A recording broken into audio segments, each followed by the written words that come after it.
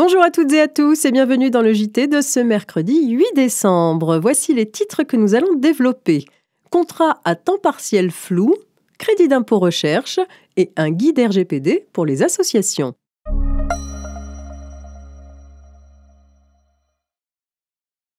Un contrat de travail à temps partiel doit être écrit et mentionner notamment la durée hebdomadaire ou mensuelle prévue et la répartition de la durée du travail entre les jours de la semaine ou les semaines du mois.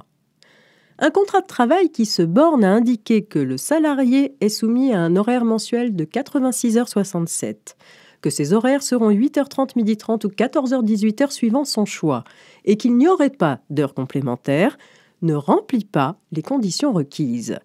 Pour éviter la requalification en contrat à temps plein, l'employeur aurait dû prouver la durée de travail exacte convenue, mensuelle ou hebdomadaire, et aussi que le salarié était en mesure de prévoir à quel rythme il travaillait et qu'il ne se trouvait pas en permanence à sa disposition.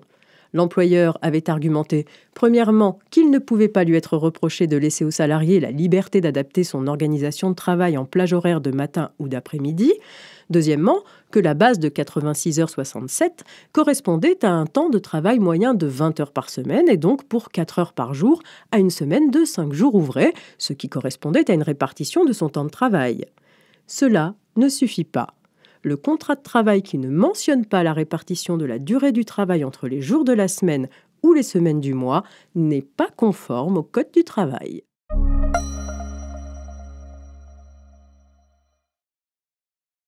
Les entreprises réalisant des travaux de recherche peuvent sous certaines conditions bénéficier du crédit d'impôt recherche.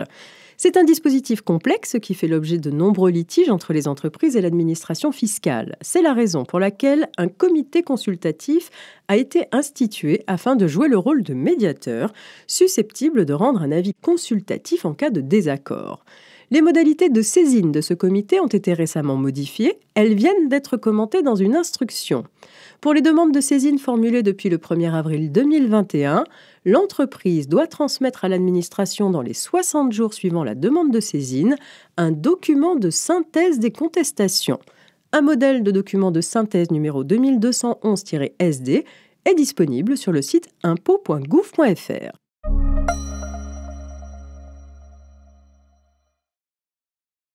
Rarement dotées de ressources dédiées à la protection de données, la plupart des associations collectent pourtant de nombreuses informations, parfois sensibles, concernant leurs adhérents, salariés ou encore des bénévoles ou donateurs. Or, comme les entreprises et les administrations, les associations peuvent faire l'objet de contrôles de la CNIL et si des infractions au règlement général sur la protection des données, le RGPD, sont constatées, elles peuvent être lourdement sanctionnées. Pour respecter le RGPD, les structures associatives peuvent être amenées à revoir et faire évoluer leur méthode de travail. Pour les y aider, la CNIL propose un nouveau guide dédié aux associations avec pour objectif de leur rappeler le cadre juridique de la protection des données et de leur donner des repères en termes d'organisation et de pratiques professionnelles. Les associations trouveront dans cet outil une présentation des principales notions à connaître et des grands principes à respecter, un plan d'action retraçant les grandes étapes de la mise en conformité, ainsi qu'une foire aux questions. C'est la fin de ce JT, je vous souhaite une très belle journée à toutes et à tous. À demain.